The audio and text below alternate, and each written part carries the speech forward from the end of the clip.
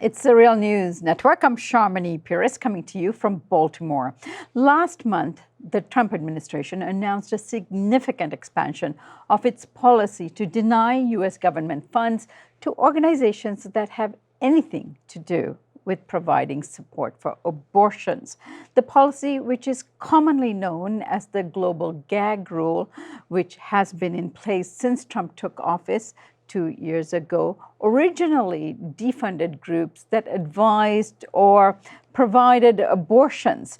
The policy expansion now also denies funds to groups that fund other groups that advise or provide abortions. Here's what Secretary of State Mike Pompeo had to say when he made the announcement last month. Today I'm announcing further refinements to advance our efforts to protect the least amongst us. As before, we'll continue to refuse to provide assistance to foreign NGOs who perform or actively promote abortion as a method of family planning. Now, as a result of my decision today, we're also making clear we will refuse to provide assistance to foreign NGOs that give financial support to other foreign groups in the global abortion industry. We will enforce a strict prohibition on backdoor funding schemes and add runs around our policy.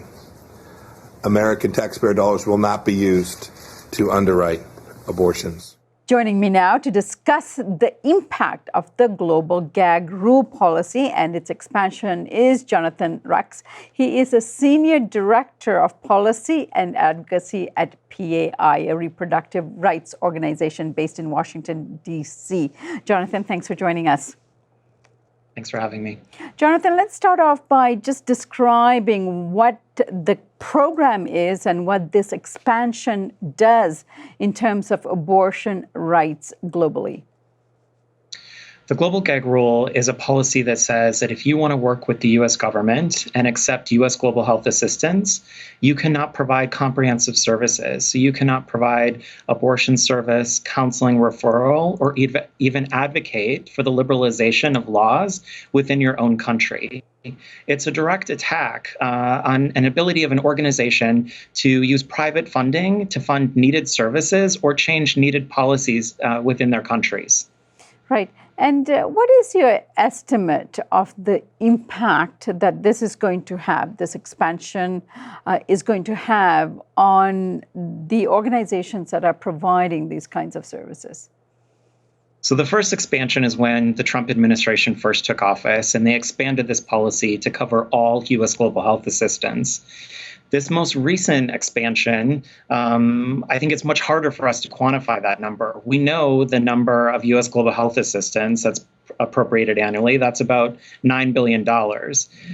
The second expansion that the administration announced at the end of March now targets all of the other donors around the world. So other country governments, like the government of Canada or the United Kingdom, private foundations, like the Gates Foundation, for example, all of this funding is now directly impacted by the global gag rule.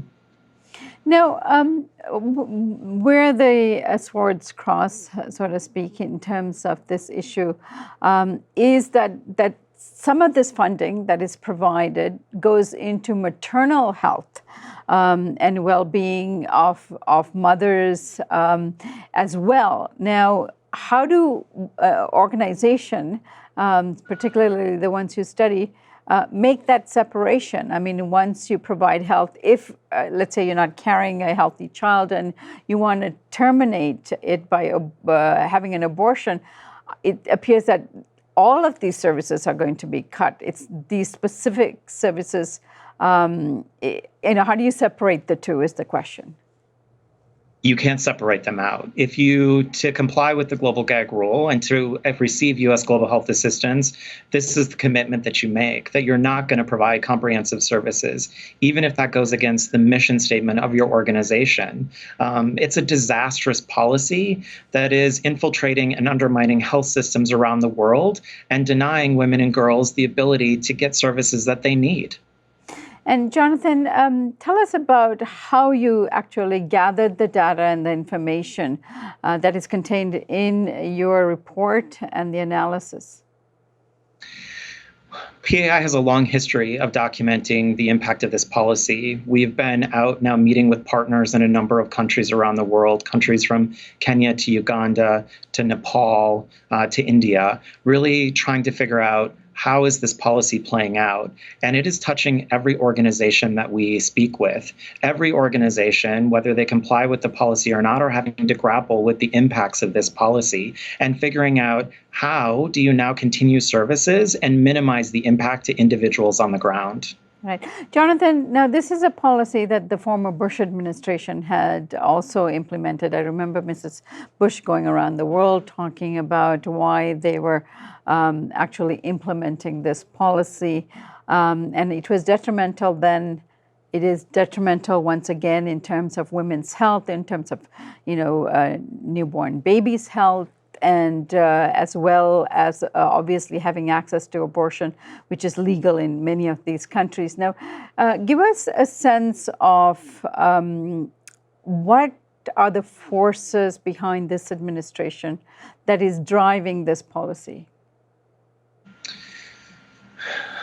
The expansion of this policy on the part of this administration in unfathomable ways that the Bush administration didn't even take, expanding to all U.S. global health assistance, now expanding to all other donor funding. This is red meat that this administration is throwing to their conservative base. The Trump administration continues to push untruths about this policy. This is a policy that has nothing to do with protecting U.S. funding.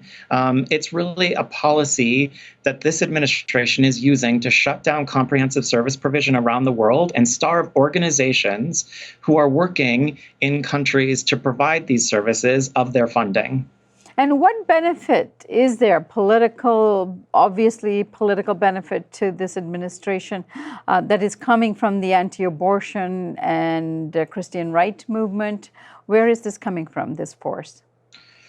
This is something to shore up that base, that very conservative base. It's a policy that's not grounded in fact. If it was grounded in fact, the policy wouldn't be in existence, and it certainly would not have been expanded twice in massive ways.